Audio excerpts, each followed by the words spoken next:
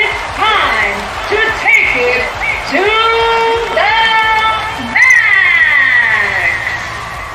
It's Thursday, and you know what that means. It's time to take wrestling to the max. This is your captain speaking, and I'm joined by El Jefe, Moses Marquez, and this week we're also joined by the Max Wrestling World Champion, the lawyer, Chad Malcolm. Good morning, good afternoon, good evening. How are we all? We're good. Are you still a lawyer? I think so. He's a goddamn lawyer. He's I've not received my lawyer. P45, so I think so. I'm paying taxes over here. Oh yeah, I'm still paying taxes, so I hope so. Don't talk to me about taxes. Jeez. Get promoted, they say. It's more money, they say. Oh yeah, more money is good for you, right? They don't take it from you. More right? money for the tax man, yeah. There you go. For the government. Mike is not joining us this week. He probably would have been the most accurate person to predict Bound for Glory, which we're going to do later, because neither of the three of us have been keeping up with Impact, so it's going to be blind predictions for Bound for Glory. I'm probably going to watch it because it's like Impact's biggest pay-per-view. And it's bound to be full of surprises. Watchable, but yeah, let's be honest here. I am kicking myself for watching NXT instead of goddamn Impact. I would have much rather watched Impact this week. We're also recording this show exactly the same time as Blood Money 6 is happening, so obviously we ain't watching that shit. Oh, that and the G1 final, if anybody actually cares about something important. I heard Okada was in it, and I wasn't surprised. Okada via Ibushi. Yeah. Okada, Ibushi. It's either their way of pulling a WWE and crowning Ibushi in front of a bunch of people, or they're just saying, fuck it, everything worked when Okada was on top. Yeah. It's very safe booking. Very safe. The original rumors was it was supposed to be Kota Ibushi and Kenta, and Kenta was probably going to go over. But I guess that got leaked out, and Gato's like, no, we don't play that spoiler shit. So, change it up. Well, before we get into what's been going on this past week of 2021, let's get into this past week in previous years. It's This Week in Wrestling History.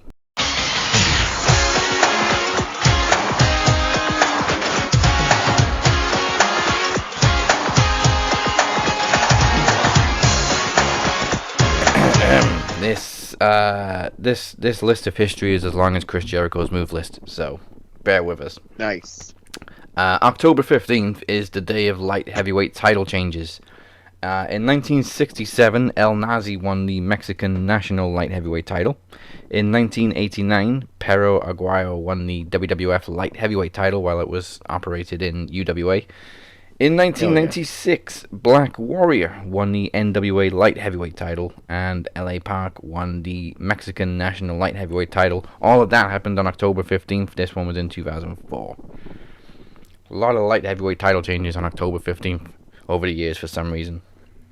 And now we don't even have light heavyweight title. Nope, because they're scared. On October 16th, 2011, Velvet Sky won the TNA Knockouts Championship for the very first time, defeating Madison Rayne, Mickie James, and Winter at Bound for Glory. On the same show, we also had TNA's Sting versus Hulk Hogan, which basically ended with them teaming up and taking out Immortal. Mm-hmm. Fun times. No, it was a fun match, to be fair. Even though the Hulk was like old as shit, and Sting could still go. Hell, Sting can go just now. Shit. Yeah, Sting can still go. Also on October 16th, but in 1988, WWE held the King of the Ring tournament all in one night. Literally the entire tournament in one night, which was won by Ted DiBiase, defeating Randy Savage by countout. Mm-hmm. That's how you win the King of the Ring. And it's still better than the Queen's Crown. Much better. On October 17th, 1999, I remember this event vividly, WWE presented its second No Mercy of the year, and history was made twice. in one night as Chyna defeated Jeff Jarrett in a good housekeeping match to become the first female Intercontinental Champion, while the Unfabulous Moolah became the oldest women's champion in history at 76 years old, defeating Ivory. Also on the show, the New Brood / Hardy Boys defeated Edge and Christian in a ladder match for $100,000 and the managerial services of Terry Runnels. Noise. That's a prize worth throwing yourself off a ladder for. Which one would you rather? Back then I don't know, but now I'll take the $100,000. On October 19th, 2004, I also remember this one vividly, WWE presented the inaugural Taboo Tuesday, the first ever interactive pay-per-view, also the first ever pay-per-view on a Tuesday, which eventually turned into Cyber Sunday because they didn't want to put pay-per-views on a Tuesday. The event included Triple H versus Shawn Michaels for the World Heavyweight title, Randy Orton versus Ric Flair in a steel cage match, and there was a bunch of Divas matches where you basically voted on how you wanted them to dress. All right. That's WWE in the Ruthless Aggression era for you. Because again, that's what we cared about back then. Yeah. I mean, I love the concept and I love the original event. It just became predictable and the choices became lame over the years. And it became more and more obvious that it was rigged. Mm-hmm. But I love the original event. On October 19th, 2005, Kurt Angle made his iconic TNA debut confronting Samoa Joe. And, TNA don't do debuts like that anymore. The place absolutely popped. Also on October 19th in 2019, Kenny Omega defeated Rey Fenix at Heroes Immortales 13 for the AAA Mega Championship. And 2 years later, he is still the AAA Mega Champion. Goddamn right. Kenny by God Omega. By God. On October 20th, 2002, WWE made the bizarre decision to deactivate the Intercontinental Championship as it was unified with the World Heavyweight title when Triple H defeated Kane at No Mercy. The title was reactivated 7 months later. Why would you even think about deactivating the IC title? It's stupids. It's stupids. That's why, because they're stupids. I'm almost through. Also, on October 20th, 2011, James Storm defeated Kurt Angle for his one and only reign as TNA World Champion. And it didn't even last that long. He always should have had another reign at least. A little bit of controversy now. On October 20th in 2013, AJ Styles defeated Bully Ray for the TNA World Championship at Bound for Glory. Despite being stripped of the title by Dixie Carter a week later, AJ continued to defend the title around the world, or rather, a replica. Styles later returned for a unification match with Magnus, Nick Aldis. This would be his final match in TNA after 12 long years. That's quite cool. So why did he get stripped of it? Because he wouldn't re-sign with TNA, so she stripped him of the title. So he just took a replica around the world and defended it. Yeah, they tried to do a John Cena CM Punk thing, but better. Kind of, but when AJ came back, you could tell the title was a replica because the replica and the real TNA World title looked very, very different. If anything, the replica looked better. If anything. Oh. It reminded me of when Punk was like, yeah, I'll go to Ring of Honor, and then he was out a week and then came back, and it was just like, oh. Yeah, okay. That was the concept. AJ just actually did go to different companies and defend the title. On this day in 2001, Chris Jericho won his first World Championship, defeating The Rock at No Mercy for the WCW World title. Mm-hmm. And finally, on this day in 2018, on the NWA 70th anniversary show, Nick Aldis defeated Cody Rhodes to reclaim the NWA World title. And he held it up until a couple of months ago when he lost it. Actually, I think it was last month, to Trevor Murdoch. What is that? Guy had like 800 days or something. Yeah, that was a long-ass reign. But didn't Cody didn't hold it for long, did he? No, so he won it at All In. Which was... I want to say 3-4 months at the most. Yeah. So in October... Yeah, it was June, July? I can't remember when All In was. I know it... I know it's 20. I want to say June. Yeah, June sounds right. Because then we have All Out, which is in June. Mm-hmm. That makes sense. Okay, so birthdays this week. On October 15th, Tama Tonga turned 39, and Joey Abs turned 50. If you don't remember Joey Abs, you're too young. Hey, it was right. Yeah, you're too young. On October... Actually, Chad, do you know who Joey Abs is? No. Oh my God! Come on. Sitting there thinking, I'm too young. 1/3 of the Mean Street Posse. Right. He was like the only acceptable one. He was Stephanie's like high school boyfriend or something stupid. Yeah, that's what it was. Him too. On October 16th, Xia Brookside turned 23, and Kenny by God Omega turned 38. Back out. Justin Credible also turned 48, and Missy Hyatt turned 58.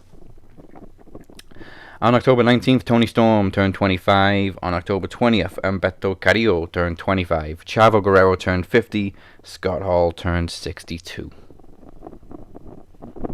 There you go. Alright, those are the birthdays. So this week, we had a busy weekend to kick off the week, particularly Friday night, and it's been the only thing people have been talking about all week long. Friday night was technically Smackdown versus Rampage, but not really, because they only went head to head for half an hour. And you know, depending which way you look at it, we don't even know who won. SmackDown obviously got more viewers. AEW had the demographic. Blah blah blah blah blah. But yeah, one. Let's just say that if TK wants to advertise enough and push enough, he can and will compete with SmackDown, even if it is just for half an hour. Yep. Oh, he was pushing all week, and he was tweeting all these crazy things, and it worked because he was getting attention. Oh yeah. It works, baby. But I think one thing we can all agree on, unless you really do have your head so far up Vince's ass, you can see the Saudi Crown Prince. Bryan Danielson and Minoru Suzuki absolutely set the ring on fire. Fucking banger. And I'm going to apologize right now, especially to the females listening, because I'm going to drop a C-bomb. Tony Khan, like a mad cunt, gave this pay-per-view main event quality banger away on YouTube for free. On YouTube. Goddamn free, baby. Commercial free on YouTube. TNT. Which I honestly think that kind of I don't want to say hindered it a little bit, but I mean, like, if you would have had Bobby Fish and D-Bry on YouTube, it probably wouldn't have beaten SmackDown. Yeah. But it probably would have garnered just as much of attention. And then you turn around and that next night you have him and Minoru. Now you're getting all the attention on Saturday. True. But it's fine. Either way, we got a fucking absolute glorious banger of a match. They damn near went 30 minutes. Yeah. And just beat the shit out of each other. I constantly see like just that one right elbow shot over TikTok. With that stupid sound, he's like, "Hey, look to your left," and then bam, and he's knocked the fuck out. And I've said that to my wife like 3 different times, and she's just like, "How in the hell can you take this much abuse?" I'm like, "Because he's a fucking madman." I mean, he's in there with the murder grandpa. Yeah. And my wife knows that. She knows that saying a little too well around this house. She knows Minoru Suzuki a little far too well because of all the New Japan I've watched. So the second she heard murder grandpa, she's like, "Wait, are you talking about that old guy with the crazy hair?" I was like, "Yep." And she's like, "Oh, he's gonna die." I'm like, "Well, here, watch this." And she's just like, "Oh my gosh!" So she scoured the internet looking for like Bree's reactions and couldn't find shit. The crowd could have actually chanted, "He's gonna get his fucking head kicked in," and I would have been like, "Which one?" Mm-hmm. Yeah, either one. Just fucking glorious. Honestly, you know what? Fuck me if Bryan Danielson isn't the best wrestler in the world right now.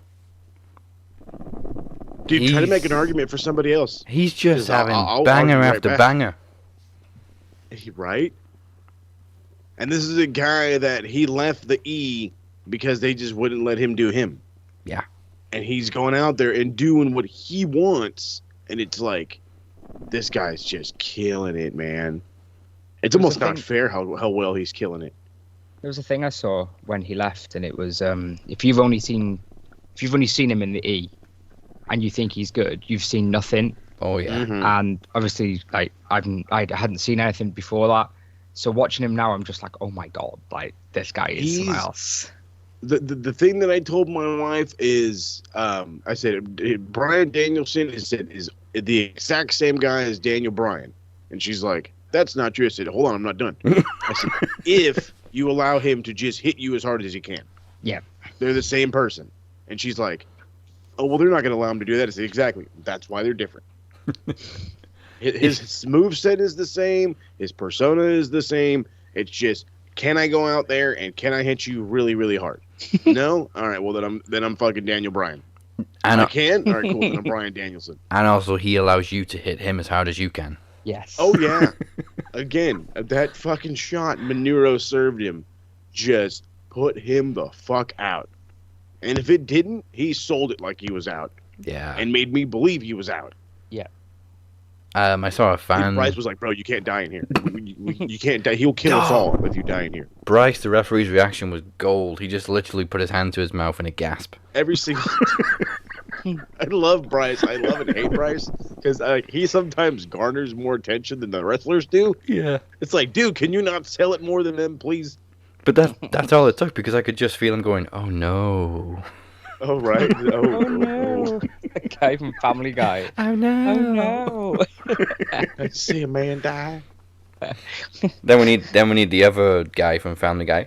He's funny because he gets knocked out. Great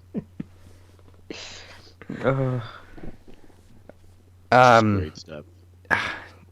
Also, just that one spot where you just stand there and trade shots, and they do it so slowly because it's not the kind of typical routine where it's obviously rehearsed. It's just like, okay, come on, I'm gonna stand here. You're gonna hit me as hard as you can. Battle of Iron Wills. Yes, beats a test of strength any day. Mm-hmm. It's brutal, like I said, and then to make matters, like I guess worse is Minoru does not hold back. No. He doesn't give a shit what neck injuries or brain injuries you fucking had. He's gonna hit you. Yes. So he's just gonna chop you right. I'm gonna kill him.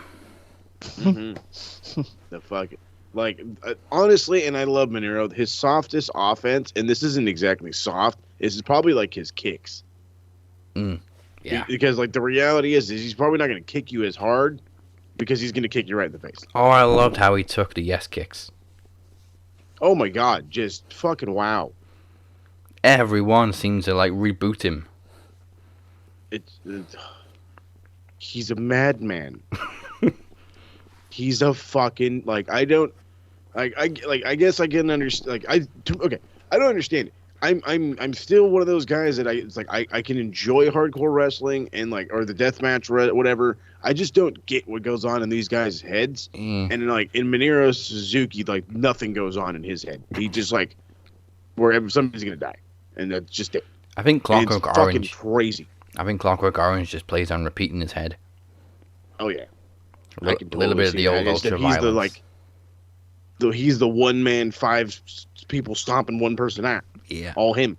I'm kind of the same. Death matches just aren't my thing. But then you show me Minoru Suzuki kicking the shit out of somebody, legit kicking the shit out of somebody, and I love it. Oh yeah, I'm all over it. But just god damn. And also this week I heard comparisons what was it? Somebody went viral saying he's AEW's version of Goldberg. No. That shit. If you want to piss off the TSK, you post stupid shit like that because we stayed hype after that.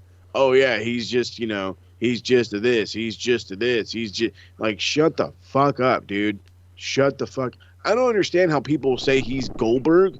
Bro, do you guys are you guys watching your own shit product that you fucking love so much? He's Goldberg. Minoru Suzuki is Goldberg. The guy that I've never once seen grab a motherfucking microphone is Goldberg.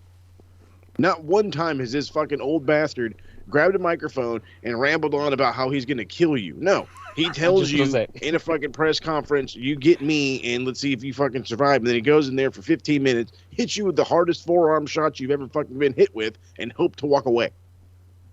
In what way is that fucking Goldberg? He's also a year younger than Goldberg. We're talking about one of the fucking pioneers of mixed martial arts here. He's a year younger than Goldberg. He never actually stopped wrestling. He started wrestling to begin with. Cheap shot. He's not a fake martial artist. Yeah. Also, the biggest difference is, if you get killed by Suzuki, he means to kill you. Yeah. Mm-hmm. Oh, wow. Yeah, he's just not randomly not strong enough that one time and he's going to dump you on your fucking head. I'd be afraid of dying against both of them, but at least I know Suzuki's going to try to kill me. Yeah. Right, at least Suzuki will make it fucking entertaining. Fucking Goldberg's just going to drop me on my head because, fuck my bad, brother. I didn't realize you were 300 pounds. Jackhammer. Well, that was more like a suplex, but okay, I'll sell it. Yeah. Right? Yes.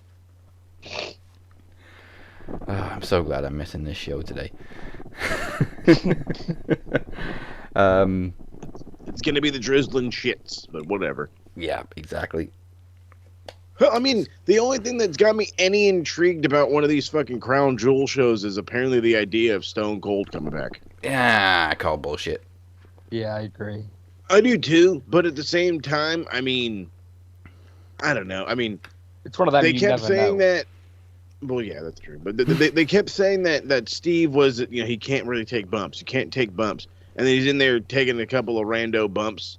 So it's like, I could definitely see how they go in there. They just hit the music, do some grab spots, and then he hits the stunner and jams. Yeah. Oh, I can believe that, but a full match, no. No, fuck no. I'm one of the people that would pop the hardest if Stone Cold ever had one more match, but his body's fucked. Like 100% agreed. I'm not a huge reader, but I've read The Rock and Stone Cold autobiographies, and I remember Stone Cold writing about when he was forced to retire at WrestleMania 19, and like his knees were shaking, his neck was fucked. Obviously, over those years since the pile driver, he was still suffering from it. Oh yeah, for sure. Like he had long-term effects, baby. So I ain't expecting Stone Cold to be back in the ring full time. Well, not for a full match anytime. Well, and then on top of that, love the guy to death. Nothing but motherfucking respect for goddamn Stone Cold. But the guy's in his 50s, okay? Again, and he had neck surgery. He's had knee surgery. I believe he's also had hip replacements. Because, doing your fucking finisher on every goddamn person every fucking Monday night for God knows how many weeks, you're going to hurt your fucking hips and ass, man. Yeah, I mean, Hulk was the same. His fucking hips work. Hulk's finisher was a leg drop, and he's had like 2 hip replacements. Exactly. That sounds crazy to say, too. His finisher was a leg drop. Mm-hmm. Yeah, exactly. But that's the whole point, is taking a fucking bump every goddamn night. Not to the body wonders. It's such a simple, like, throwaway move these days, but you do it every night as a finisher, it's going to catch up with you. Mm-hmm. A lot more than apparently these fucking top rope moves. Yeah, and in terms of legends in Saudi Arabia, we saw Undertaker at a Pitbull concert or something. And now, of course, there's rumors he's going to be at Blood Money today. Well, again, I wouldn't be surprised. I don't expect him to have a match. Again, like we were just saying about Stone Cold, I expect Taker to probably show up, chokeslam somebody, maybe tombstone somebody, Saudi Crown Prince. I want the Undertaker. Give him a how you doing and keep it moving. I would love to hear these conversations between the Saudi Prince and Vince. I want the Undertaker. He's retired. Okay, I want CM Punk versus Daniel Bryan. I see Bryan Danielson. He over here on the KDW. They don't work for us anymore. No. We don't have CM Punk and Daniel Bryan anymore. It's not true. I saw them last week. I saw them last week on the television with the Manatonican. I'm so bad. I'm going to hell. Yeah, we're going to hell. But, I mean, imitation is the sincerest form of flattery, right? Mm-hmm. Do you think you know what? asked for Vince versus Tony Khan? Oh, I bet you he's asked him to book it already. Will you wrestle again, Vince? I want to see Tony Khan versus Nick Khan. Oh, fucking shit. Squash that big fat fucker. I'm about to say, bro, Tony Khan, he is a little guy, but I tell you what, I bet you he's scrappy.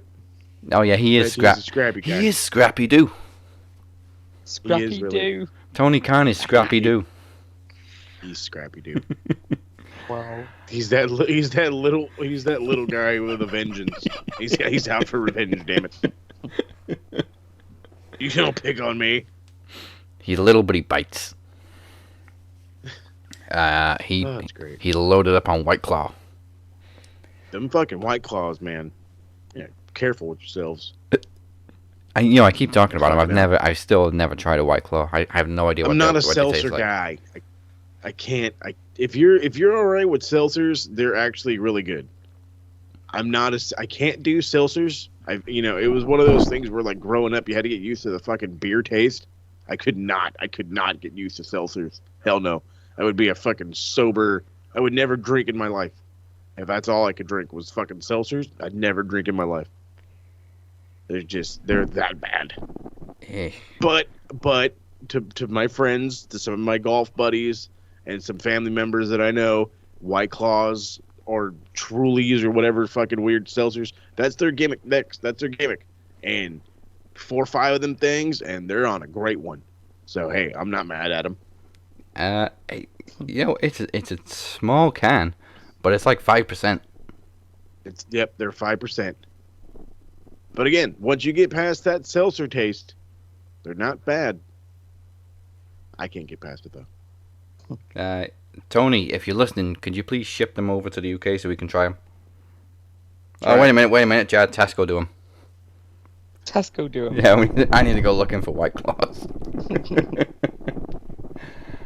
I can imagine Daz right now walking into like one of your conveniences. I'm here for the White Claw. What? I'm just gonna leave. They're like, what on earth are you on about? Tony Khan sent me. Like, who? Okay, I'm sorry. I'm in the wrong place. Over on Dynamite the following night, after Rampage, you know what, Dante Martin's on a hell of a push, and just the fact that he's like the first person in AEW to gain a little bit of respect from Malachi Black was awesome. What do you think about Leo Rush being with him, though? Fair enough. I ain't got a lot of nice things to say about Leo Rush. No. I mean, I liked him. It's just, if you're going to retire. If you're going to take some time off, take some time off. Just, Pick one, yeah. I got no problem with you taking time off. One of your guys' terms. I feel like Leo's taking a piss. You know what I mean? Like, the guy's just here. He's going to leave. He's going to come back. He's going to leave. He's going to come back. It's like, dude, what are you doing? Leo, like, I understand, mental fuckery. I get it, okay? And being in a bad mental state means you don't even want to work. You don't want to do shit, especially the things you love. But, like, take some time away. Like, I'm going to take a sabbatical. Oh, I'm going to take a hiatus. Don't fucking retire every goddamn 4 months. Because then people don't care. I don't mind people take hiatuses. People go through shit. It happens. Yeah. It's the retiring. Okay, so he'll never be back. Oh, I'm back. I mean, you said you're retiring. And then I'm retiring again. Look at Bray. Oh, okay, well, and then he's back. It's like, oh my god. Make up your fucking mind. Look at Bray Wyatt. Never retired, but he's been on a hiatus since WrestleMania. Exactly. That's his favorite example right there. Yeah, Sasha. She's always away. Long hiatus. Well, Sasha doesn't actually say anything. She just disappears. She just goes. I've got another injury. Exactly the same thing with ACH, who recently returned to wrestling. Oh, yeah. Nobody gives a shit about that guy. And you know what? And it has probably nothing to do with the whole way he left WWE. It's just, again, don't go fucking quitting to come back because you realize the only thing you can do is wrestle. And I'm not saying that negatively. I do not mean that negatively. Hell, I don't want to work a regular fucking job. I'd rather be a wrestler. But the reality of the matter is your job, you've quit twice. And it's all because of what? You weren't getting a push? then don't be in the business. Like, I don't, what the fuck? Yeah, and then Been in for 17, 18, 19 years. Like, do you think this stuff is going to be new? Do you think things are going to change overnight? No. Look at CM Punk. Legit Seven retired. plus years out. He actually retired. Whole new different business venture. Didn't want to wrestle. 7 years later, you know what? Maybe it's time for a change. But like you said, But he never. 4 months, is it? That's Yeah, that's not 4 months. That's 7 years. Exactly. A lot's changed in 7 years. And he didn't walk away bitching. He was just like, okay, I'm taking my ball and going home. And That's the thing. He left, and he went to go to pursue other things. It went mad horrible, but hey, whatever. He didn't leave bitching. He didn't say a word for weeks and weeks and weeks, and everybody's just begging him for his story, and eventually Colt Cabana's got this podcast. You know what? Let's just answer the questions. Mm-hmm. And all of a sudden, he's a quitter or a quieter. They're right. Like, oh, shut up. You wanted the story, you got the story, now you're bitching about it. What the fuck you want? I want my answer. That's not the answer. Not how the real world works, pal. He's saying all the things I thought about WWE, but he's a bitch because he's saying them. Exactly. The hard reality here. Also, you know what? When he does retire again, maybe in a couple of years, Punk needs to be on commentary full time. Absolutely. He's so entertaining. He says stuff that you don't think he'd be able to get away with, but because he's Punk, he can. And a lot of in-jokes as well. Like, he made Jim Ross almost crack when he said, "We're live, pal." Oh, that's just the greatest thing. I've always said it. If you can pop the boys, you're popping the crowd. Yeah. And if you can pop old-ass JR, Jesus, you're popping everybody. It's when Kiera Hogan came out. Is there any relation? Oh, yeah. Yeah. And nobody wanted to answer him. He was just like... No, nobody wanted to. There was like a dead silence. Only Punk like, would say some stupid shit like that, though. What, Paul Hogan? Yeah, okay, let's just move on. So good. And he commented on... I can't think of her name. Who beat Hikaru Shida last week? Oh. Stopped her from getting her 50th win. Oh, Serena. Oh, it was That's it. Lovely head of hair on that lady. He's an immediate gotta go to commentary, and Jericho has to go to commentary. Like, they are too entertaining. Absolutely. I don't know how you could be too entertaining, but it's possible, damn it. It's possible. I also love how Punk ratted out FTR. I know. It felt like he shouldn't have done it. Yeah. Like, I mean, I already saw the spoiler Oh. before the events. If I hadn't seen that, I probably wouldn't have realized it was them. But Punk said it right away. He's like, "Yeah, we know that's FTR, right?" And then everyone else was kind of like, yeah, I suppose. And then the great line. I knew right off the bat it was FTR. The great line was, "It's got to be FTR. They haven't done one single flip yet." that was brilliant. Best luchadors. Well, no, okay. You want to know what got me is the fact that these guys come out and I'm like, first off, I've never seen luchadors this goddamn buff. Okay, True. That was my first giveaway. I'm like, these are some buff muck and luchadors. I'll tell you what. Then they get in the ring. There's no flipping. Okay, they're like walking. They're like, wrestlers getting in there. I'm like, it's fucking FTR. God damn it, goddamn FTR. And I had gotten excited because Rumor Mill just fucking spun names out like a motherfucker. Yeah. But the two biggest names and the two most frequent names was actually Laredo Kid and what is it? Dralisico, which is the original Mystico, aka Sin Cara. Yeah. Okay. The botchy Sin Cara. The botchy one. He's not so botchy in Mexico. I was also waiting for the line he would have got away with it. If they would have got away with it, it wasn't for CM Punk. Mm-hmm. But that would have been great. Pretty been good. Pretty surprising. FTR are now the AAA Tag Team Champions. Super surprising. If I can quote the yesterday's birthday boy Harold very vividly, this is a WWE thing. Yeah. This has got WWE written all over it. I don't know if anybody in Mexico really knows what's going on.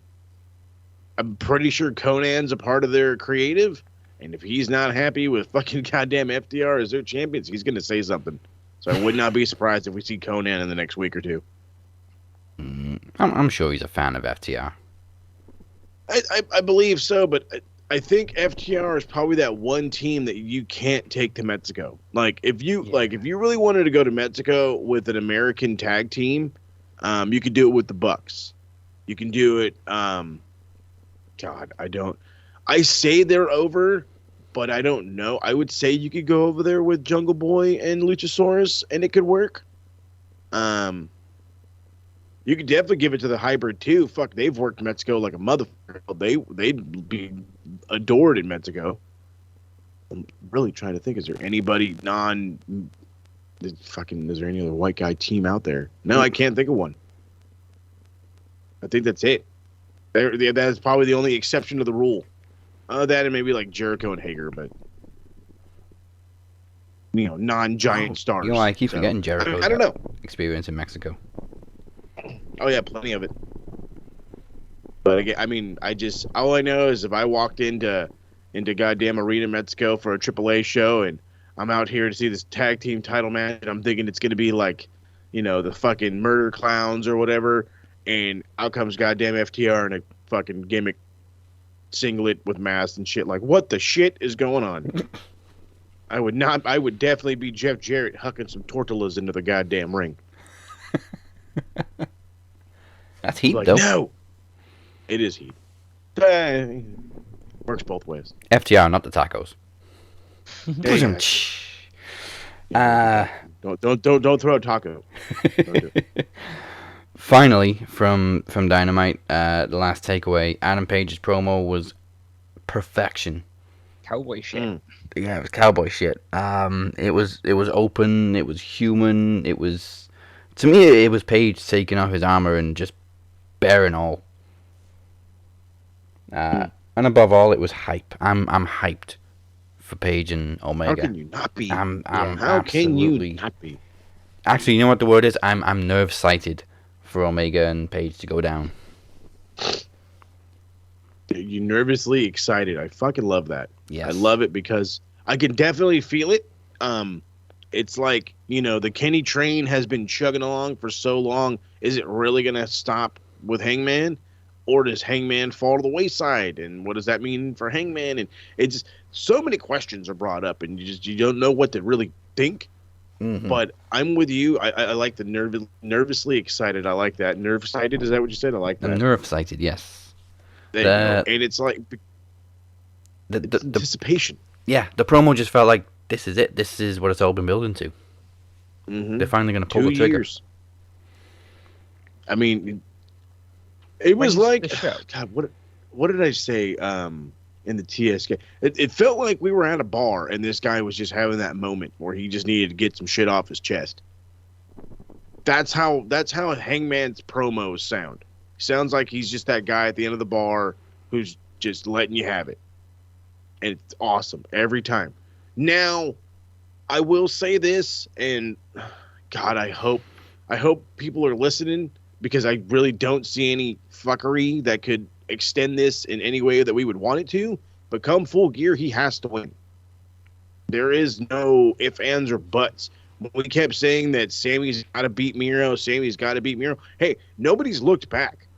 Okay? I don't have yet to hear anybody bitching about Miro not being champ anymore. But completely agree. People will bitch if Hangman does not win. And it's rightfully so. There is no chicanery that can fix this. There is no fuckery that could extend this. This needs to end at Full Gear. Plain and simple. He's too determined. He's too over with the crowd. It's the perfect moment. Was it CM Punk or Bryan Danielson? One of them, I think, said you had a show where you would expect CM Punk or Bryan Danielson to get the biggest pop of the night, and nope, it was Hangman Adam Page. I think it was Punk that said that. Yeah. I mean, we've known for the entire time AEW's been around that Hangman is one of the top baby faces.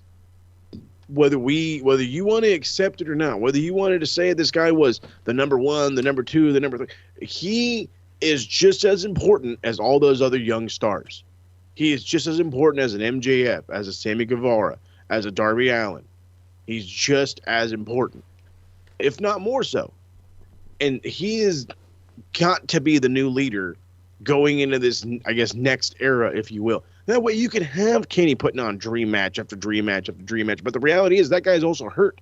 He needs to rest up. Yeah. So it's got to be Full Gear. I also remember, like, all the WWE diehards laughing that Jericho won the world title and beat Adam Page. And it's like, this is the kind of company they're going to be. They're going to build the shit out of this. And now you really want Adam Page to be the world champion. And he will be someday. Okay, like, it's... Well, no, because that's perfectly. Because let's see. The build for Jungle Boy winning the briefcase. Huge. They built the fuck out of it. That whole match. And when he won, the place fucking erupted. When Sammy won the TNT title, that place blew up. It didn't know how to react. It was a shocker, and it was long awaited because a lot of AEW hardcores, mainly the majority of the fans, have been watching Sammy forever. We saw him come in as a AAA Cruiserweight champ, and we knew he'd be a star. This is that first step into becoming a star. You know what I mean? I don't understand. Like, I swear to God, if we didn't have, like, Bryan, if we didn't have Danielson, if we didn't have Punk, if we didn't have Omega, like, I swear Jungle Boy would be, like, world champion by now. Or MJF would be world champion by now. But that's the upside about this company. Not only do we have this great talent that is champion caliber, you got these guys that are workers, been around forever, and are teaching these young guys even more so, helping them elevate them even more so. It's just fucking great. That's why I don't see all the negative backlash like stupid goddamn Goldberg comments. No. And you know this is the right call, because if Page had beat Jericho on the first pay-per-view, it would have been like, cool, they gave the world title to the young guy, but he's going to lose it to, like, Jericho or Kenny Omega or Moxley. When he wins it this time, it's going to be like, holy fuck, Adam Page is finally world champion. Yeah. Means more, doesn't it? Yeah, he's been built as this alcoholic underdog who lost his confidence. And he's got to beat, like, his former best friend to finally achieve what he set out to do from day one. It's a beautiful story, long-term storytelling, something WWE... Something I'm not familiar with. Yeah, and, you know, the WWE sheeple are too impatient for. Yeah, this is pro wrestling right here. This is pro wrestling 101. Get a story, build it for long-ass time, pay it off with a huge pop. How quickly would they have turned on Daniel Bryan if they'd have dragged it out this long for him to win the world title? Have his WrestleMania moment. A lot of them turned on him before they even got to WrestleMania. Yeah, they did. Do you see the part there? If this guy would have continued to wait to get a fucking world title on him, he would be... God, I'm really trying to think of, like, who was, like, an obscure world champion that nobody gave a shit about. Oh. I mean, I can think of one in TNA. Chris Sabin. Oh, well, there you go. Yeah, that's true. Yeah. But see, that's the thing. Like, we couldn't have that. Like, they were smart enough to pull the trigger on that one instance, and thank God for that.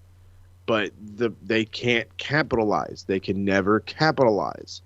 You build a star. Oh, okay, now let's go back to our old ways because, you know, the star is built, right? No. You have to continue to build stars. You have to continue to build the star that you built. You have to put work and effort into people. It's how it works. With the E, they just build one at a time. Badly. No, they build one heel at a time. Or if you're goddamn NXT, you fucking just fucking dweeb after dweeb after dweeb after dweeb. Jesus Christ. I've been saying for years, Vince is afraid of making, like, one face of the company in case they ever leave and go to another company and become a bigger star there. He wants WWE to be the star. Yeah, that's the part it's really dumb. Like back in the 80s, you went to watch Hulk Hogan or you went to watch The Ultimate Warrior. You didn't go to watch the WWF. So now you don't really go to watch anybody in particular. You go, oh, WWE's in town. Mm-hmm. That's Vince's mindset. Yeah, that's literally it. You're not going in with the notion of, okay, cool, I get to see a really good Hogan match or a really good Savage match or whatever. It's, okay, well, is there any good match on this card? Oh, well, I guess I get to see the New Day. I guess I get to see Roman. I guess I get to see... And that's what it is. And then, that's what puts your butt in the seat, unfortunately. With AEW, everybody's got their favorites. It's like, I want to see what CM Punk does this week. I want to see what Jungle Boy does this week. MJF. Darby Allin. I want to see how he tries to kill himself this week. But then, worst case scenario, even if for some weird reason you don't see any of your favorites, you're going to be entertained. Yeah. Mm-hmm. That's the one different aspect of WWE and AEW. No matter what WWE does, I think unless you have your favorites, you're not going to be entertained. They are not going to go out of their way to give you entertaining professional wrestling. That's not what their gimmick is. AEW, though, even if, like, for some reason, like, you don't get a Jungle Boy or you don't get an MJF or a Darby or a Punk or whatever, guess what? You're going to get bangers for matches. You're going to get matches you have to want to see. We're going to build other stories. We're going to continue to progress even though your favorites aren't here. It's great. It's cowboy It's called shit. pro wrestling. Bullshit. So before we go any further, one more thing I want to say. The Queen's Letdown tournament. Mm-hmm. Yeah, that's what I'm calling it. Hot garbage. You only had one match in the tournament on Smackdown this past week, and it was shorter than both of last week's combined. And I think it was the same for Raw. I think both matches were like 2 minutes 40 in the semifinals. Did you hear why they're doing this? I heard the rumor, yeah, because they're not going to get much time in Saudi Arabia, so they don't want the preliminary matches to be longer, so don't have the fucking tournament final in Saudi Arabia. That's literally the answer. That is literally the answer. I was just going to say the same fucking thing. Like, how hard is it? Oh, dear. You could fucking, you know what you could do? You could fucking tape it. And oh my God, I know what a fucking concept for WWE. You could tape this match and you could fucking show it in Saudi Arabia. Yeah. Bada boom. And if they want you to cut it, who cares? You're on the fucking network. So that's when you guys take a goddamn intermission. I reckon that the ceremony for the men's and the women's are going to be completely different as well, aren't they? Yeah. The men's going to be like drawn out, and the women's are just going to be like, right, get to the back now. Whatever, take your fucking crown and scepter, broad, beat it. Yep. I think we got the time wrong too. Apparently, the Blood Money show hasn't actually started yet. 12 Eastern, I think. Oh, so it's on tonight. Well, like 5 in the afternoon So to be for on us. that while I'm at work. Oh, what a shame. Can we touch on the my poor day is ruined. Can we touch on the is it the Eliminator tournament? Oh, the world title Eliminator tournament. Who's winning that? You see, I kind of wish they would have done this after Paige won the title, because I don't really care. I just want to see Paige win the world title. Yeah. Right. The thing with me is there's not that many, I don't want to say believable names, but like you've got Dark Order's 10. Yeah. Against, I don't know, against Moxley or something like that. And I'm just like, well, that's kind of obvious to me. Who's going to win that one? Yeah, I was going to say, like, the bracket is set up in a way. Here, I actually want to pull this bracket up now. Yeah, like, it's the bracket is set up in a way. Dustin Rhodes. Yeah. You know? We got Orange Cassidy and Powerhouse Hobbs. Okay. 10 is up against Mox first, so Yeah. We that's got Lance Archer and Eddie Kingston and Dustin Rhodes and Bryan Danielson. So here's how this thing, in my opinion, Eddie Kingston versus Jon Moxley. Yeah. Yeah. Final. The best friends are going to go against each other. Winner gets the title shot. Then again, or it's B-Dry and Jon Moxley. But either way, I don't see Jon Moxley not winning. That is my official name for him. As I was told by my wife, his last name doesn't sound like that. I don't care. B-Dry. Love it. I think in the semifinals we're actually going to end up with B-Dry versus Eddie Kingston. See, I don't hate that. Well, in I the love semi, that. that's really good. But I think either way, Moxie's winning on that side. It's either gonna. I can't see Orange Cassidy win. I love the guy to death, and I know they like to push the underdog, but I don't. Do you really think you're gonna have Jon Moxley lose to Orange Cassidy? The thing is, I too, feel like that's a little much. Powerhouse Hobbs is like the only heel in the tournament. Okay, yeah, I'm glad I wasn't the only one that realized that. Just right. So I was like, "What? He's the only one." if it's I not, gotta admit, I didn't notice that until you said it. But if yeah. it's not Hobbs, then you're gonna have a face against likely Adam Page, Yeah, which isn't really an issue. I mean, AEW have done face versus face before. Mm-hmm. Is there any chance they give it to Hobbs, do you think? It would be a shocker because he'd have to go through Orange Cassidy, more than likely Jon Moxley, and then like Bryan Danielson or Eddie Kingston. Probably be dry. Be dry. Oh man, be dry. Telling you, Pow Hob is and be definitely dry. an option. Oh man. Either way, Well, I got some random breaking news. Oh, It's not so random. I'm loving it. I'm in love with it. Absolute spoiler alert, by the by. Spoilers now. I know it's, people are probably at work. They've yet to see this match. The G1 climax is officially over. okay. Who won? Your G1 winner. Is it The Ibushi? man, Who won? the Your man winner? to brighten the skies of New Japan for the time forward is the one and only, the greatest professional wrestler the world has ever seen, one Kazuchika Okada. Shocker! I'm shocked. Shocked and oohed. Pepper needs new shorts. Peppa needs new shorts. Love it. Yeah, I'm already watching this match, and I'm already ow. They're like 2-3 minutes in, and Ibushi took like one shot to the face, and he stayed down for an hour. It's like, okay, this is going to be brutal. Can't wait to watch it later. Yeah, you know what else I'm shocked about? I just saw one headline. Kazuchika Okada wins climax after Kota Ibushi injury. Shocked. Hey, Kota's been with injuries since he came back. And of course somebody got injured. It's a New Japan tournament final. Fuck your neck. Mm-hmm. Hell, I'm surprised fucking Jeff Cobb didn't get injured the way this guy was getting beat up. Yeah, apparently it was his neck that was injured, though, not his neck, which actually is genuinely surprising.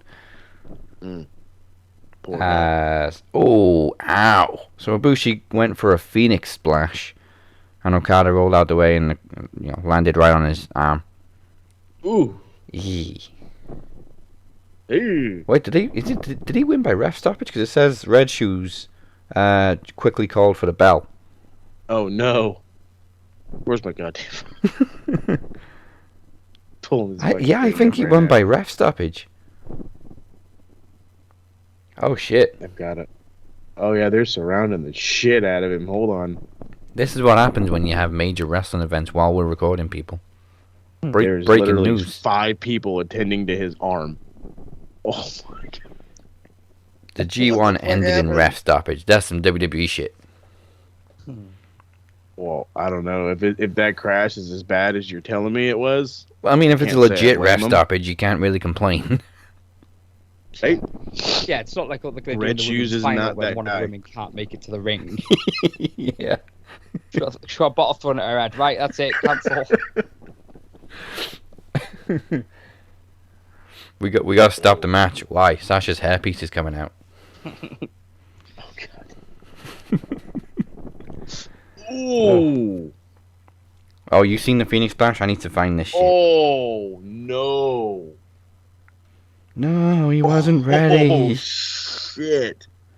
Yeah, he lands like super awkward on his I want to say like on his shoulder. Oh fuck, but his hand. It's what it is. Okay, so he's going for the Phoenix Splash and he's getting that turnaround where it turns into the actual flush splash. His hands are like not out in front of him to catch him. One of them is like his right arm or his left arm is a little tucked. It's kind of like right into where his gut's at. And when he hits, he landed on it. And it kind of flopped when he rolled over. So I'm thinking he separated his shoulder or something because all I know is that fucking hurt. it looks painful. Even Red Shoes is like, hold on, wait a minute, that's not a sell. Like, he's looking at him and he's counting, but he's just like, yeah, you're not selling, bud. And now he's checking on him. Oh shit. Yep. Come on, Twitter, don't let me He down. tells him to move his fucking arm. Move your arm. Move your arm. Do I got it? Nope. He's not gonna move it. Oh my god, nope. And waiting for it. This is when fucking New Japan gets real. Oh my god. I've never literally seen New Japan get so real. Like, I know how dumb that sounds. Oh yeah, it's separated. It's a separated shoulder. I can see the pain in his eyes. Twitter let me down. Nobody posted a video. Yeah, and oh the thing my god. does. Damn it, Twitter! You had one job. If I do find a video, then I'll post it on the screen. I will send you my information so you can log in, and if you want to cut the video, go for it. Oh, I'll find it at some point. Oh, like I said, I'll send it to you. I'll send like, I just get it from their site. I type in Ibushi Phoenix Splash, and the only video I can find is a slow motion one of him hitting it from like 2017. Yeah, no. Don't know what you're This is. Oh god! First off, I don't know who cut goddamn Okada's hair, but he definitely looks like an American cut it. Secondly, that fucking this is why they literally say it's high risk. It's high risk because a guy's gonna move and you're gonna land on a fucking wooden mat. You're gonna land on a fucking wooden canvas, and it fucking sucks. And again, to see somebody like Red Shoes, okay, probably one of the most decorated referees in professional wrestling, okay, to go over to Kota Ibushi and say, "Oh, wait a minute, shit just got fucking real," and then he calls it off because there's no way this guy's gonna go. Wow, I'm literally like blown away right now. I did not expect to see that. Which kind of makes me think that they could totally fuck around and make Kota go into the G1 or not to the G1 into the Wrestle Kingdom and make it a triple threat. Yeah, if he's recovered enough. It's making me think if Okada was supposed to win. Now that one's in the air too. Was Okada supposed to win? God, This is crazy. This is. What a way to, spark your day now. Yeah, well, on that bombshell, we're going to go to a break. And hopefully we'll have more information when we come back. 'Cause I'm sick of standing up instead of going south. I'm sick of never being able to cross the line. I'm sick of pretending everything is fine. You got it, you're just a freak like me. Robert Davis, one of the most brilliant and creative people I've ever known. After everything you've done in a promo order, before it was even an order, when it was just a bunch of people in a tournament since day one, and I can't let you walk off into the sunset without a proper goodbye. At the aptly named Promo Series 6 Justice Day, I invite you for one last ride.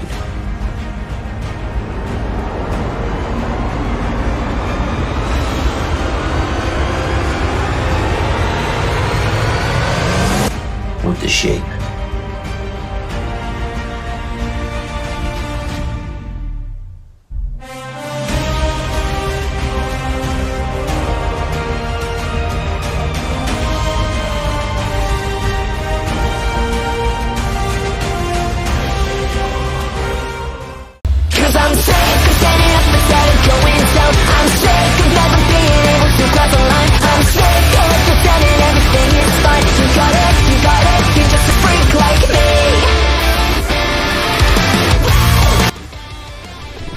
Hi, pal. Before we go any further, let me thank everybody that tuned in to the reboot last week and everybody that's tuning in this week. A lot has changed in the past couple of weeks, particularly behind the scenes, which most of you won't know about.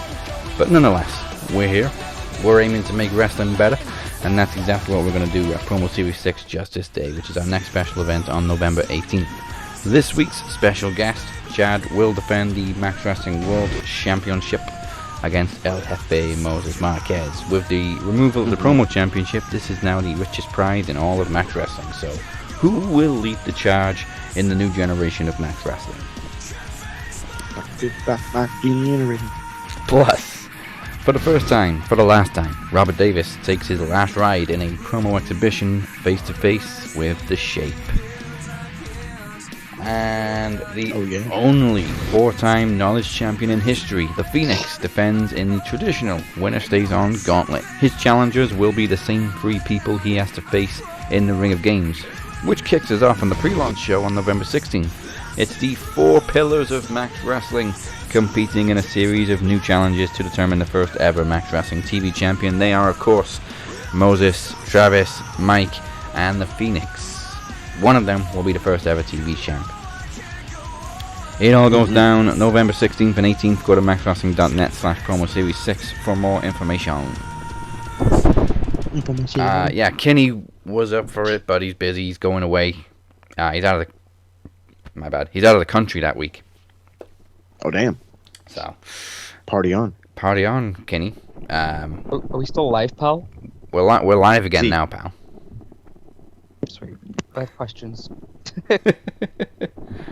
What's this new championship? Oh man, you're out of the loop. I am out of the loop. Do I need to big time out of the loop explain the whole format of the title? Yeah, tell. Oh, okay then. Tell the ones that missed last week. The ones that missed last week and the week before. The TV Championship effectively replaces the Promo Championship. Again, it is determined via trivia competition. However, in order to keep the title, the champion has to cut a promo every 30 days minimum. Ooh. Not against anybody in particular, just cut a promo.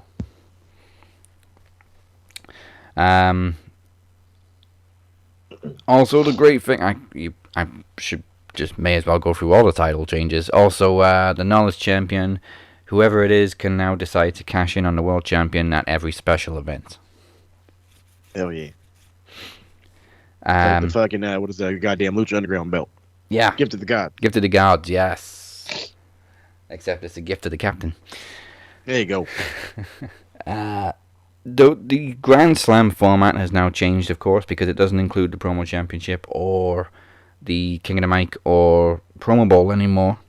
However, Moses, Mike, and Travis are the only 3 people still eligible for the old format. Everybody else is eligible by winning the World title, Knowledge title, TV title, Iron Bank, and Promo League, which returns next year.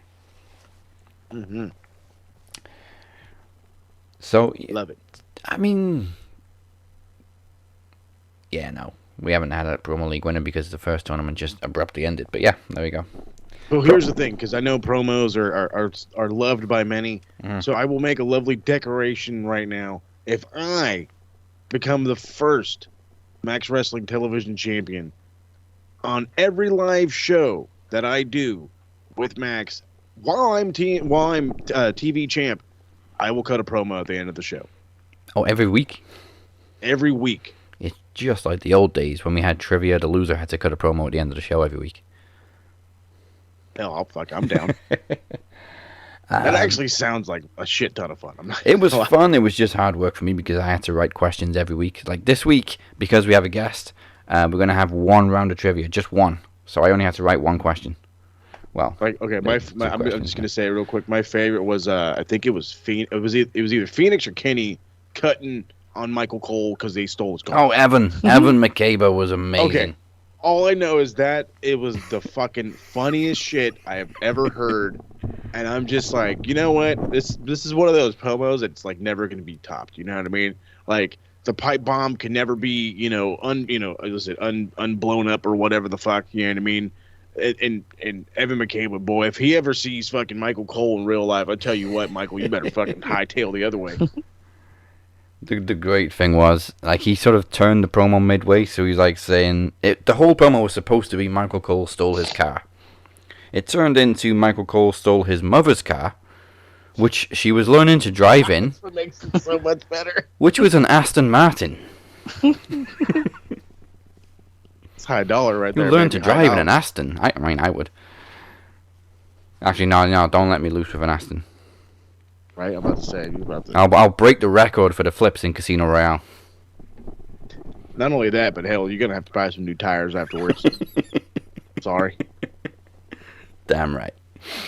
Okay, no Dynamite this week again because, of course, it's on Saturday. NHL.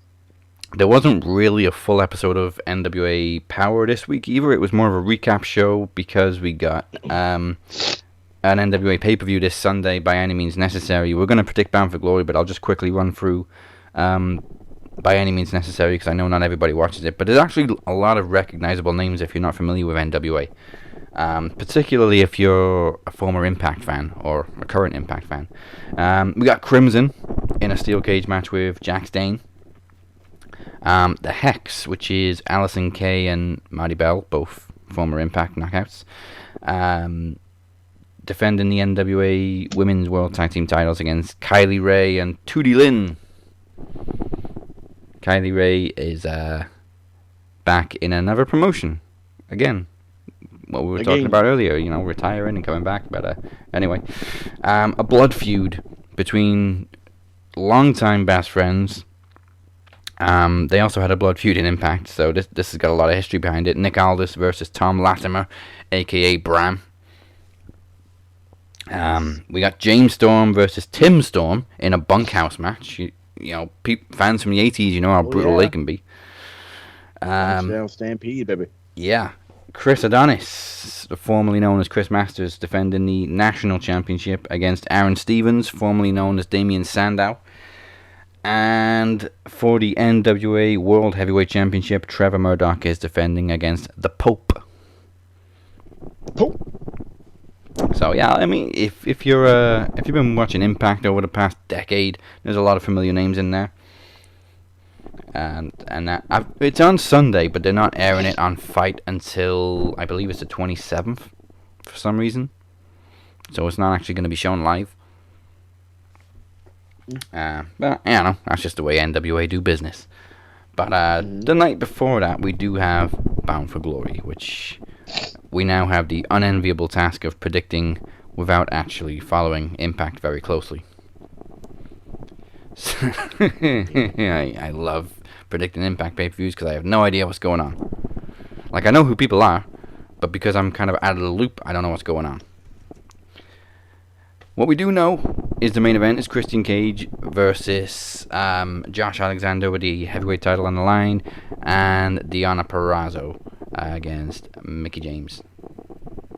Two big matches for the men and the women. So let's kick it off with the pre-show match. Okay. This is for the new title. You remember the one that was announced a couple of weeks ago, the Impact Digital Media Championship. Oh, the fucking AEW knockoff? Yeah. The one that looks exactly like the AEW World title. Yeah, I remember. I still don't know what the hell, like, the idea behind the title is. What is it? That's it. Yes. Literally just, it's a mid-card title that both males and females can challenge for, which makes no sense because males and females can challenge for the X Division title. So, anyway. In the 6-way intergender tournament final to crown the inaugural Impact Digital Media Champion, we have John Skyler, Crazy Steve, Falaba, Jordan Grace, Chelsea Green, and Tennille Dashwood. Chelsea Green. Nice. Yeah, nice. Chelsea Green. See, I the easy pick there. Definitely see a woman winning it because otherwise, what's the point? Mm-hmm. I'm actually torn between Jordan Grace and Chelsea Green. See, I wish Mike was here because he really follows him. He has an Impact podcast every week, so he knows what's going on. And I would just agree with Mike if he was here. So, right? You know what? I'm gonna go different. I'm gonna go Jordan Grace. Mainly because they've teased her winning the X Division title before, so I think it would make sense for her to win the media title, whatever the fuck it is. Although saying that, it does remind me of the Internet Championship, which Chelsea Green's husband, Zack Ryder had. Fiance. A.k.a. Mark Cardona. Fiance. 3. Yeah. But, oh, you mean the King of the Death Match? Mark Cardona. The King of the Death Match. Yeah. Damn it. I'm going to stick with Grace, though. Alright, main card. We have the traditional Call Your Shot gauntlet for the benefit of Chad. The winner receives a trophy and a contract that they can invoke anytime within 1 year for any championship of their choosing. So it's kind of like Money in the Bank, except it's open to everything. Cool. Holy shit. Okay. This might be a little bit tough to predict. We got Rich Swan versus Brian Myers versus Moose versus W Morrissey versus Chris Sabin versus 15 TBA competitors. What the shit? I'm going to go TBA. I think the odds are in my favour now. That's not a bad shout. I was going to go W Morrissey, but then you said 15 TBA. I'm like, I'm going TBA then. Oh, man. I don't see a match for Matt Cardona. He could be a TBA, so I'm going to go TBA too. Moses? I want to be like, yeah, it's totally going to be Morrissey, but fucking 15 unannounced motherfuckers. Oh, my God. I swear to God, if it's fucking Morrissey, I'm going to get pissed. TBA. I can't. Right. Fucking odds. Come on, man. Also, you introduced your new championship on the pre-show. What the fuck? Yeah, that's really stupid. Anyway, another tournament final. This time it's talk about championship prestige. Okay. Putting it in on the pre-show. Yeah. Sorry. It's also supposed to be this groundbreaking new title that both genders can compete for, but yeah, we're gonna throw it on the pre-show. That pre-show loving. I'll be honest, this match could have been on the pre-show actually. Heath and TBA versus Violent by Design. 100% could have been on the fucking pre-show. So, last I heard, Rhino joined Violent by Design, but he's not one of the choice. You know, when they put brackets, like it could be a combination of like Eric Young, Dina, or Joe Doran. Rhino's name isn't there, and of course, Rhino used to be Heath's tag team partner. So, Mike, where the fuck are you? Right, it's gonna be Justin Gabriel. Ooh, that'd be good. Or any member of the Nexus. Yeah, just not Skip Sheffield. Yeah, no, fuck that. I'm gonna go Heath and TBA. This isn't a full prediction, but I think TBA may be Rhino, depending on how the storylines are going. I don't know. I'm not gonna blow smoke up anybody's ass. I don't know what's going on. I'm gonna go Heath and TBA as well. Give me Violent by Design. All right. BBD.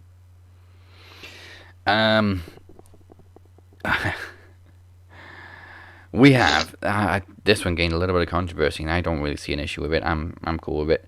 Decay's Havoc and Rosemary defending the Knockouts tag team titles against the debuting Inspiration. Cassidy and Jessica McKay. Couldn't help myself. Maybe I'm okay with it because I was such a big fan of the Iconics. Even if you weren't, come on. How can you not be? Right. There's not a lot of good female talent in Impact, and I'm sorry to say it like that. But as far as like star quality and entertainment value, these ladies got it, okay? And if you want a pair of ladies carrying your tag team titles, it's them. I said that when they first hit the fucking main roster before they did all the fucking chicanery. Yeah, are they annoying? But who cares? Like, they did their job. And this is the perfect place for them to do their job some more. Yeah. So, I'm all about Inspiration. I agree with everything that was just said. Yeah, let's inspire with 2 eyes. So, well, 3 eyes. Right. 4 if you want to be a technical asshole. Yeah. Another tournament final. This one's an X Division 3-way. The X Division title is vacant, obviously, because Josh Alexander cashed in option C. Mm-hmm. So the new X Division champion will either be Trey Miguel, Steve Macklin, or El Fantasmo. Who the fuck is Steve Macklin? I don't know. He hasn't even got a profile page. You know it's bad when the name is just in black on Wikipedia. It's not highlighted or anything. Yeah. No link. Fuck.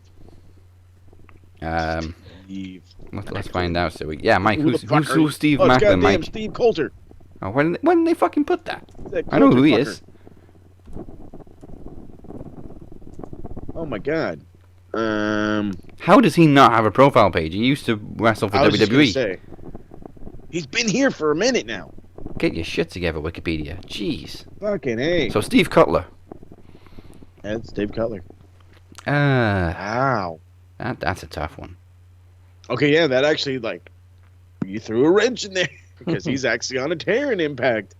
Fuck. I'm gonna go with him actually. Yep, me too. You guys are making it not difficult at all. Because at first I'm like, oh, this is Phantasmo all over it. Like, Bullet Club Takeover, I could totally see it. Actually, But before then we you got found this- out who he was, I was gonna go Trey Miguel. I mean, that was exactly it. It's like when we realize it's Cutler, it's like, well, they're actually pushing him. I don't know if they're pushing him like that. Something tells me to stick with my gut. I'm going to. I don't like it. If this fucking Cutler fucker wins, I'm gonna get pissed. But Phantasmo. This Cutler fucker. You're going Phantasmo. I'm going Phantasmo. I feel like this is a Bullet Club turn. And Chad, you sticking with Macklin? Yeah. AKA Cutler. Goddamn Cutler fucker. Okay. I'm going Steve Cutler. Let's go from Cutler to his squeeze. Deonna Purrazzo defending the Knockouts title against Mickie James. It's a big match. Mickie James is a huge name, but I don't see the title changing. I mean, this is always the case with a Deonna Purrazzo match, but I really don't see it changing this time either. I think I've said it once or twice before. There's one lady in this entire wrestling industry that could take that belt off of her, and she's on AEW. Well, actually, okay, fine. There's two, but they're both on AEW. But the point is there's unless you're a Thunder Rosa or a Britt Baker, you're not taking the belt off Deonna. And I maintain my bold prediction that I made either last week or the week before, that Britt Baker's showing up at the end of this match at Bound for Glory. Oh, please. Either her or Thunder. Either one is fine. They need champion versus champion, though, Deonna and Britt Baker. Yeah, you're not wrong. I mean, they could always pull the bullshit and bring in Camille. Oh, Brickhouse. With the NWA. That would actually kind of be fun. Yeah. Two kind of Haas ladies going at it. I'm about it. Oh shit, I forgot to mention Camille's match at NWA's pay-per-view too. She's defending the women's title against Kenzie Page. Oh, that's a fucking dub. Sorry, Mackenzie. Yeah. So, yeah, is that a full house for Deonna? Yeah. Oh, yeah. Okay. And don't worry, there's no bonus points for the bold prediction. Bullshit, I'm sorry. Okay, tag team titles. Good Brothers defending against Finn Juice or Bullet Club. How are they deciding who wins it? I was just going to ask you. I mean, oh, yeah, there's still another Impact to come tonight. You know what, though? I would definitely put money on Chris Bay and Hikuleo. Yeah, I'm with you. Damn, that's such a hard name to say. Hikuleo. His name does suck. You got too many vowels in your name. He really does. But yeah, I'm going Bullet Club. But if Finn Juice wins tonight on Impact, then I'm going to go Good Brothers, so it might change. Yeah, I'm kind of with you. It's like if the club wins, if Hikuleo and Chris Bay win, then yeah, I think they're going all the way. But if they don't, I really don't see the belt being hot potatoed with Finn Juice. I love Finn Juice. Don't get me wrong. They have had a run as Impact Tag Champions this year. Mm-hmm. They actually took him from the Good Brothers, and the Good Brothers took him back. That's what I'm saying. I don't want to play hot potato. Yeah. So, Bullet Club, if anything changes tonight, then Good Brothers. Bullet Club. All right. And are you sticking with Bullet Club? Yeah. Okay.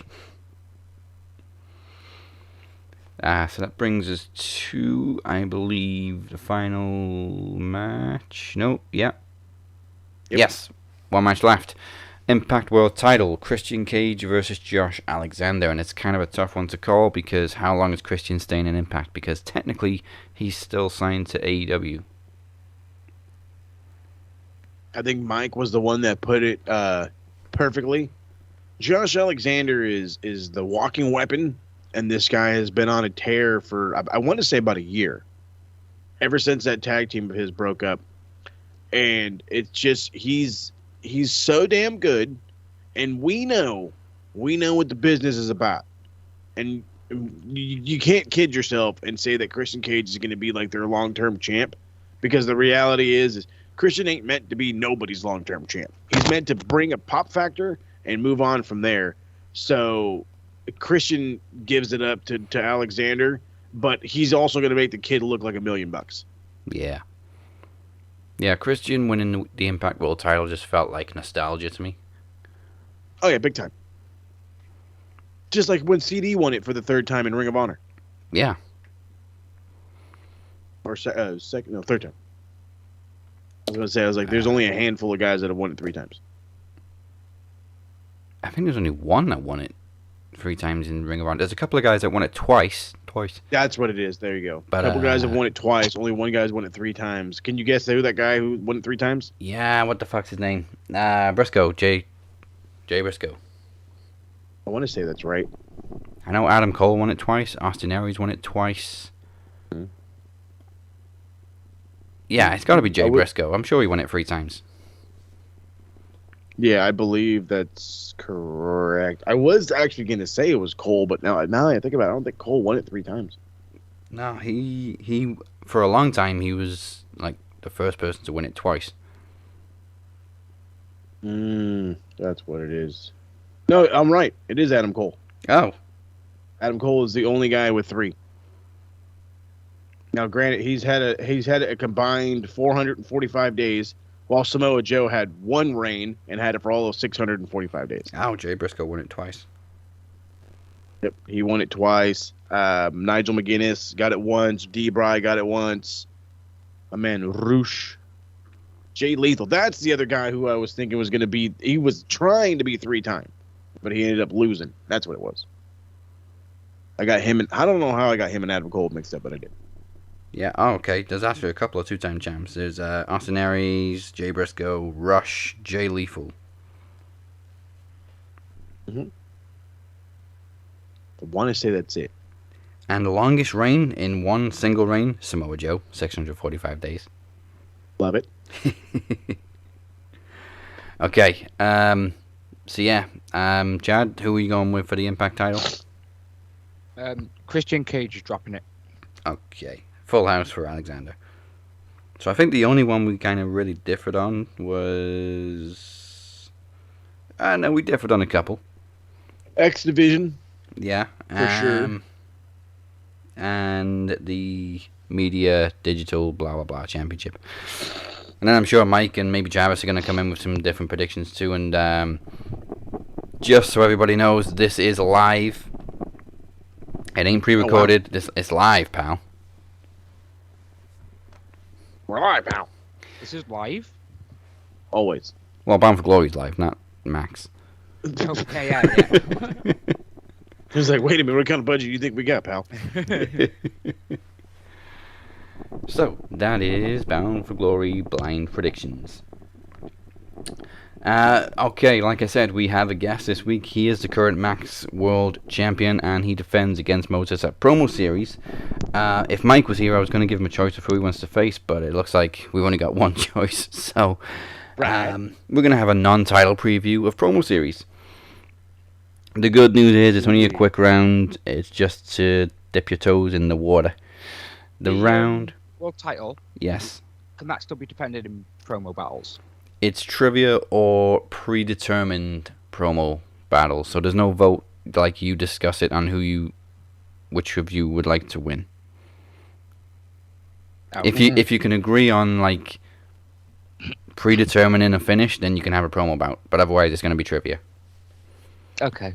For example, Phoenix burned the shape. Yeah. Yeah, that's fine. All right. The round this week is bell to bell. Oh, shit. I don't think we've done this one for a while, so just to refresh everybody's memory, they each get a pair of matches, and all they got to do is tell me which one lasted the longest. Hated this one. This is actually the one I'm not too bad at. As the guest, Chad, I'll let you pick. The choice is 2 Adam Cole matches, baby, or 2... I can't remember what it was. B-Dry matches. B-Dry. B-Dry. I was going dry B. What?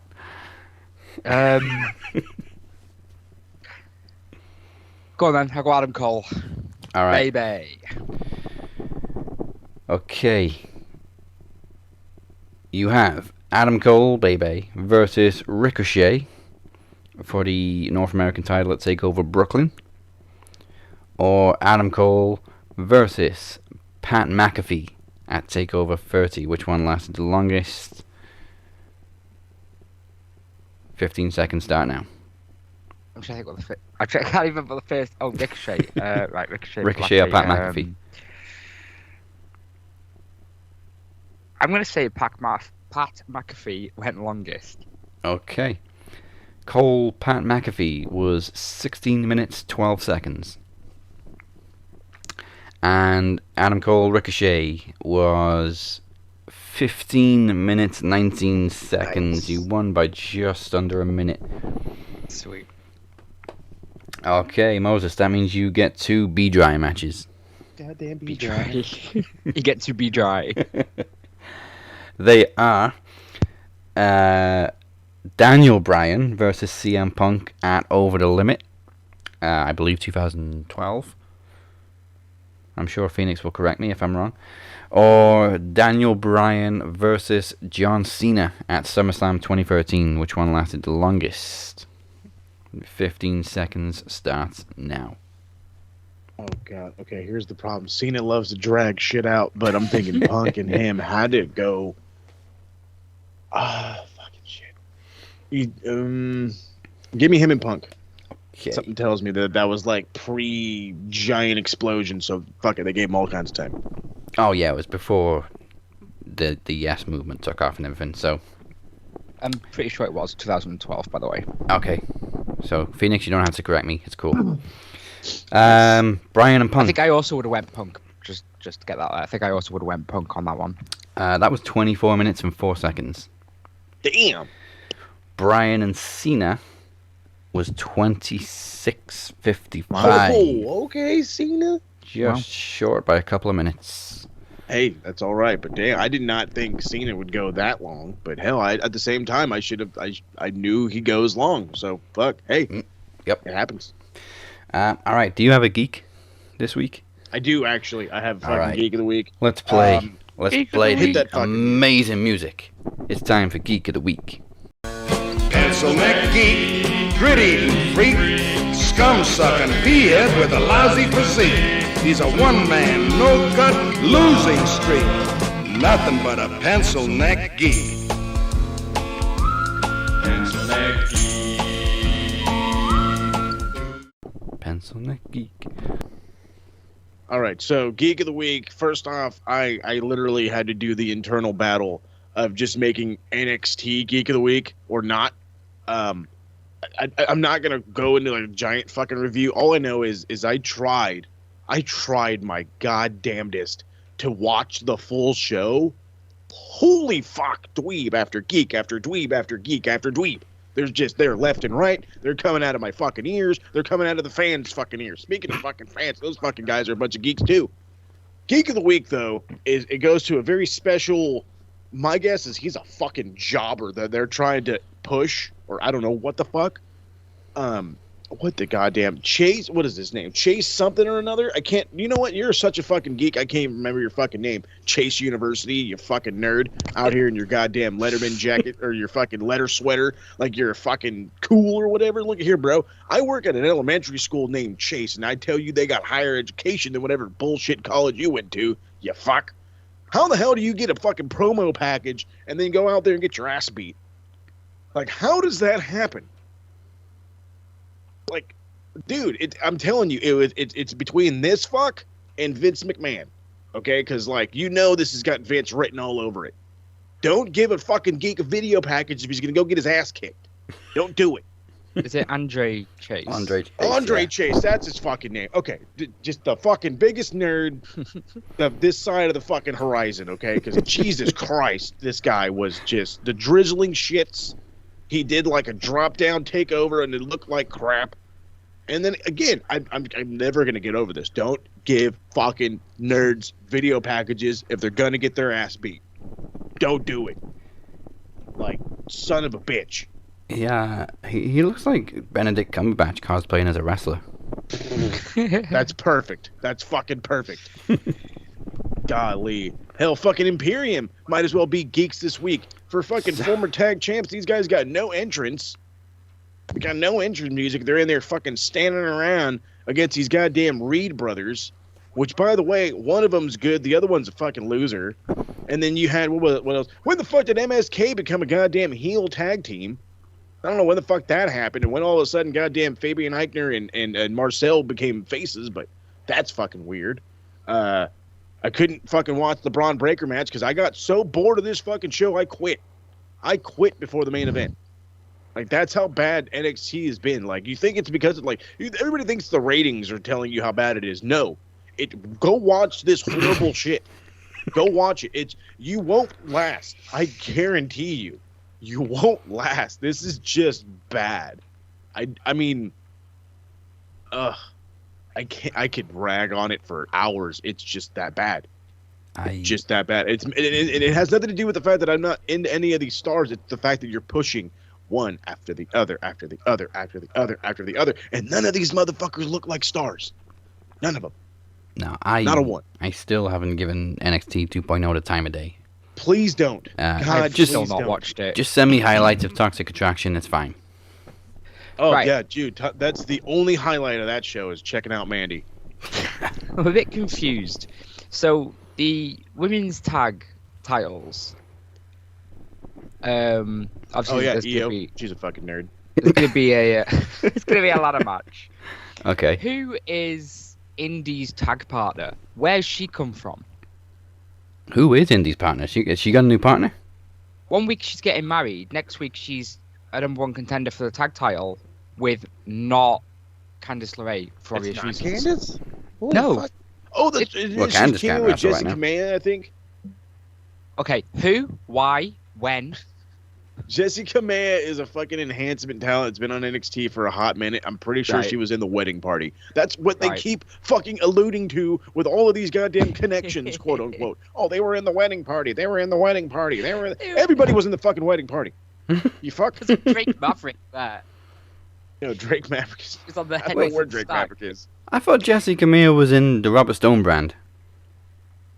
Is she? Oh, God. Now I have to look up who the fuck Indy's goddamn partner is. God damn it. Indy Hartwell. Bruce Pritchard, what the fuck are you doing? I've just seen all these pictures. I'm like, who is she? 1 week, Indy's getting married. The next week, she's got some random tag team partner. I'm like, who is this? And then Austin Theory's on Raw now, getting his selfies.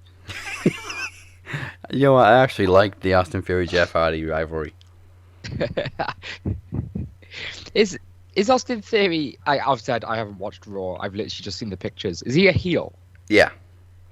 He debuted, pretended to like fan out over Jeff Hardy, asked him for a selfie, and then just dropped him.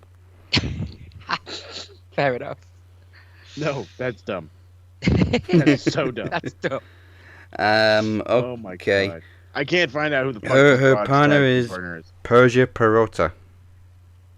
I beg your fucking pardon? I don't know. That's the name I'm getting. She's also Australian. There's a lot of Aussies in NXT. I give up on this brand. Brand shit.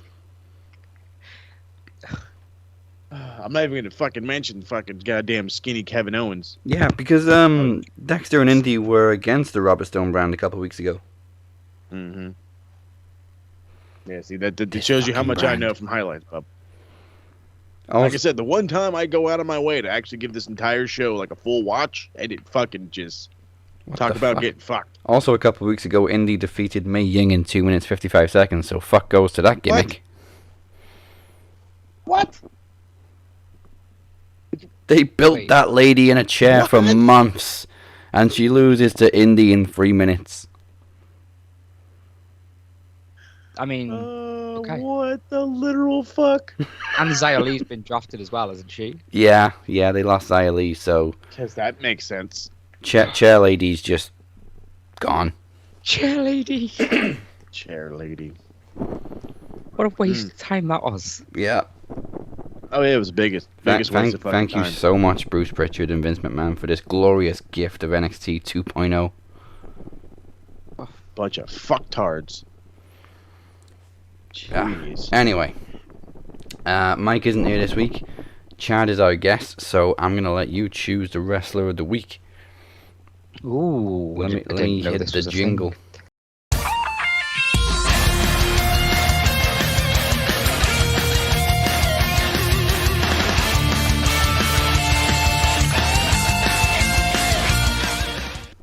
Oh, right, okay. We're on the spot now. Right? Like, Pressure's on. yeah. I've not really watched much this week. Probably B-Dry. Yeah, Man. be dry. Banger after banger, Friday, Saturday. It's probably got to be B-Dry. I mean, hell, you gotta be real honest with yourself. As much as everybody loved the Minoru Suzuki match, if say that match didn't happen and Bobby Fish happened first, we'd still love the Bobby Fish match more so. Uh-huh. But come on, TK, you got to work on that shit. Don't put a pay-per-view quality match on free fucking YouTube when you could have very easily just put him and fucking Bobby Fish and it would have been really good. And then you serve up the hot plate on Wednesday or Saturday. be dry rest of the week, and shout out to Persia Perota because we don't know who the fuck you are. Yep. Appreciate you stopping by. No offense. Yeah, sorry. I mean, I don't even know one of the opponents either. I know Saray, but who the hell's Amari Miller? Your guess is as good as mine, bud. Fucking NXT. No. Fucking NXT. Also though, that freaking suicide dive botch on NXT. That's the only thing I've seen from it. No, okay. Don't. Oh boy. Okay, so not only was that botch just the fucking worst, but WWE as a whole has this like super, or for a little bit had like the superpower of the roll up. If you got a roll up, you were gonna pretty much win. And I've seen some independent wrestling. I've seen some backyard wrestling, and I've seen some fuck ups in my day. I don't think I've ever in one show seen not one but two fucking roll-ups fucked. How do you fuck a roll-up? I don't understand how you fuck a roll-up. Like, I could roll my son up right now, and he would fucking sell like $1 million. I guarantee you. One of these roll-ups was on, what's his goddamn fucking dweeb? I can't even remember who. It's fucking one dude gets fucking rolled up. His fucking whole ass shoulder is up. He's like leaning to the side. And then he kicks out at 2.5, and then fucking ref counted 3 anyway. And I yelled right at my fucking computer screen, "Geek!" Like loud as shit. And then literally that following match is a women's match. Again, can't remember who the fuck it was because I want to block all this out. And it's the same thing. She's leaning on one shoulder, one fucking shoulder's up. The ref counts to fucking 3. She kicks out hella late. And I'm like, you're fucking dweebs. Just fucking, I can't. I had to take a goddamn beer break. I had to fucking get in the right zone of mind. And then I got back in it and didn't last. This is, they are training new wrestlers and they are obviously training referees. Hot garbage. This show, hot garbage. Redonkulous. I fucking love it. Also, no spoilers to give you for Blood Money yet. I don't know what the fuck's going on with it. Oh wait, we said it was later. That's why. That's right. Yeah, it's gonna be later in the day. Ah well. It'll be airing as you're probably listening to this show. Yeah. So as you're listening to this, it's quite an easy option, really, isn't it? Oh, yeah. Yeah. Kidding me? Oh shit, we're on a ratings war with fucking Crown Jewel. Oh, shit, well, that's an easy win. Wow. I never in all my days thought I'd beat WWE so easily. Damn, maybe we should have Those got Goldberg for this show. You got the budget for that fucking nerd? I ain't got the Goldberg budget for that could nerd to be hinder slamming the his head show. in my walls. Oh, hold on, let me call Mike. Mike, I need you to put Goldberg over. This is why he didn't show up. He knew what was coming. Okay, your week is complete. Make sure you subscribe to our YouTube channel and follow us at Max Wrestling UK on social media. Thank you everybody on SoundCloud, and our website, as always, is maxwrestling.net.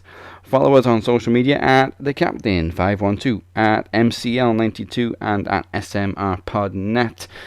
And Chad, where can people find you? On Twitter, at ChadJI30. On Facebook, I actually want to kind of like not announce something because Daz, but I kind of want to like put something out there. Now in November, in about like a month from now, I will be a photographer at my local Comic-Con. Yeah. And we have Kenny Omega, Jurassic Express, Sting, Britt Baker, and a few others as well. So if you want to see pictures of that, it's on my Facebook. You might need to search CJ Photography 3. But yeah, it's on Facebook. This dude got a press pass to Comic-Con. What the fuck? And you know what? It's not quite as annoying as the fact that it's Wales Comic-Con, but it's in fucking England. I know. Just It used to be in our town, but they moved it. it literally used to be walking distance. I've got to drive an hour. To Telford. Yeah. Also, all you pencil neck geeks better listen up, because this is what Moses Marquez has in store for you this week. Fucking A. So I've got 2 retros dropping. They're probably the 2 that have still meant to be dropped forever. Was it Raw Nitro from October 21st? And then, of course, got Halloween Havoc. That's going to be taken over. If you haven't seen it, I have to just say it anyway. It's fucking old as a bitch. Dude, I don't give a fuck how old this show is. When Roddy Piper showed up at the end, I fucking popped like $1 million, okay? That shit was great. Roddy Piper is a fucking man. Gotta always love that. So watch for those 2.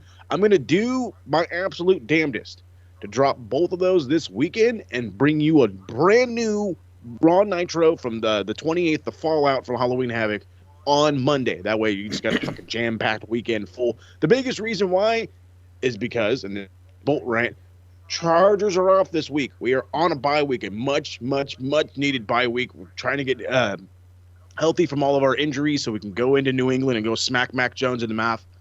But with all that being said, because we're off a week, I've got a shit ton of fucking stuff to come at you. I've got the fucking review from the Ravens game, even though it was goddamn abysmal. Got to talk about ways to get better. Going to talk about 5 guys we need to go look into either trading for or picking up in free agency. And because I'm a fucking draft nerd, a way too early 7-round or 3-round mock draft for the Chargers going into the 2020 season or 2022 season. So yeah, shit ton of crap dropping this weekend. Just keep your eyes peeled. It's coming. All right. And of course, Mike isn't here to tell you who he's been talking to, so I'll tell you. You can catch up with Mike talking to a bunch of LFC stars, including Shaylin, and head coach Leon Hayter, also Jasmine Leclerc, and the LFC head honcho himself, Sean Donnelly. And of course, look out for Mike on LFC's upcoming pay-per-view Booty Camp for... Wait, hold on. Whoa. Wait a minute. Wait a minute. Did this really just... I don't mean to interrupt like this and to be all... I am currently looking at a highlight from the G1 Climax, and this has nothing to do with the main event. Fucking Shibata's in the ring. He's gonna wrestle Zack Sabre Jr. Oh yeah, fuck everybody's necks. Are you... What the fuck? Shibata is back. I don't know to what extent, because they cut it out. The fucking highlight thing cut out before the match happened. I have to go watch this shit now. Shibata is fucking back. Oh my god. All right, we're going to get off the line so that Moses can go mark out at Shibata. Absolutely. All right, and with that said, we will see you next goddamn week to see how we make wrestling better. It's looking absolutely stacked. We got Baker versus Anna Jay and Pac versus Andrade on Rampage tomorrow, plus Black versus Cody 3 on Saturday Night Dynamite. Get your Bibles ready. Also, this time next week, I'll know if I'm having a son or a daughter, so that's something. So, go watch some wrestling and come back and listen to us talk about it. Goodbye and good night. Bang! Bonjour, Boise. Way to throw me the complete off.